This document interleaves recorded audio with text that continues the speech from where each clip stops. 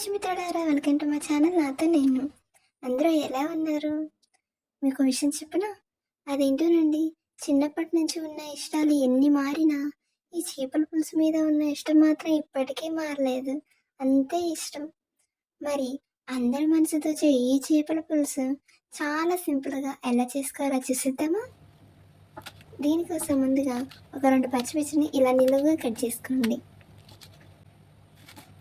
దాంతోపాటు ఒక ఉల్లిపాయని ఇలా చిన్న చిన్న ముక్కలుగా కట్ చేసుకోండి. ఉల్లిపాయ ఇలా చిన్న చిన్న ముక్కలుగా ఉండడంలోనే ఆ కూర టేస్ట్ ఉంది, మర్చిపోకండి. దాంతోపాటుగా ఒక టమాటాని ఇలా చిన్న చిన్న ముక్కలుగా కట్ చేసుకోండి. ఇప్పుడు స్టవ్ మీద ప్యాన్ పెట్టుకొని ధనియాలు, నువ్వులు, మిరియాలు, మినపగుళ్ళు, గసగసాలు, జీలకర్ర వేసుకొని ఒక 5 నిమిషాల వరకు వేయించుకుందాం. ఇలా చిటిపటలాడే వరకు వేయించుకుంటే సరిపోతుందండి. వేగిన తర్వాత గ్రైండ్ చేసుకొని పక్కన పెట్టుకుందాం. ఇప్పుడు స్టవ్ మీద ఒక కడాయి పెట్టుకొని దాంట్లో ఆయిల్లో వేసుకుందాం. దాని తర్వాత తాలింపు గింజలు వేసుకుందాం.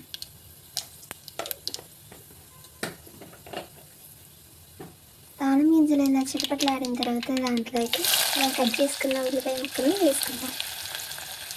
ఆ తర్వాత పచ్చిమిర్చిని కూడా వేసుకుందాం. ఇదంతా బాగా కలిసి ఒకసారి కలుపుకొని ఒక 10 నిమిషాల వరకు వేగనిద్దాం. ఇలా మధ్య మధ్యలో కలుపుకుంటూ ఉల్లిపాయలను వేగనిద్దాం. ఇలా ఉల్లిపాయలు కొంచెం వేగిన తర్వాత దాంట్లోకి అల్లం వెల్లుల్లి పేస్ట్ని వేసుకుందాం. వేసుకొని ఇంకోసారి కలుపుకుందాం.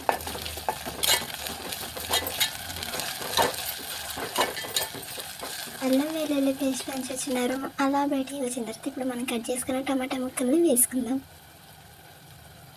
అన్నీ వేసుకొని ఒకసారి కలుపుకుందాం.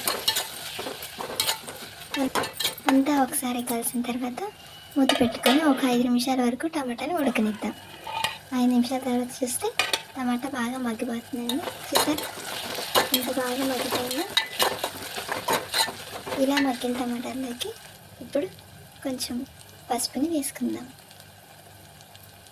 దాంతోపాటుగా రుచికి సరిపడా ఉప్పును వేసుకుందాం. అలాగే రుచికి సరిపడా కారాన్ని కూడా వేసుకుందాం. అలాగే 1 స్పూన్ కొబ్బరి పొడి కూడా వేసుకుందాం. అన్నీ వేసుకున్న తర్వాత ఒకసారి కలుపుకుందాం. ఇలా అంతా 1 నిమిషం వేయించుకొని ఇప్పుడు మనం తయారు చేసుకున్న మసాలా పౌడర్ని వేసుకుందాం. ఇదంతా కలుపుకొని ఒక 2 నిమిషాలు మసాలాలని వేగనిద్దాం. ఇలా వేగిన మసాలాకి చింతపండు రసాన్ని వేసుకుందాం. అలాగే కొంచెం నీళ్ళని కూడా వేసుకుందాం. వేసుకొని బాగా మరగనిద్దాం. చూసారా, ఇలా మరిగిన పులుసులోకి మనం చేపల్ని వేసుకుందాం.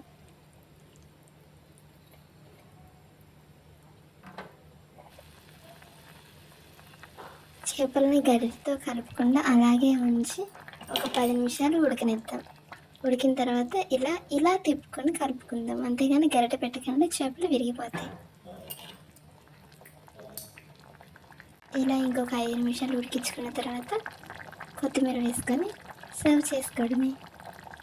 చూసారా, ఎంతో టేస్టీ అయిన చేపల కూర చాలా సింపుల్గా ఎలా చేసుకోవాలో చూసేసారు కదా. మీరు కూడా ఒకసారి ట్రై చేసి ఎలా వచ్చిందో కామెంట్ సెక్షన్లో కామెంట్ చేయండి. ఇలాంటి మరిన్ని వీడియోస్ కోసం like, share and subscribe to my channel my kitchen diaries. రుచికరమైన వంటల్లో మళ్ళీ కలుద్దాం.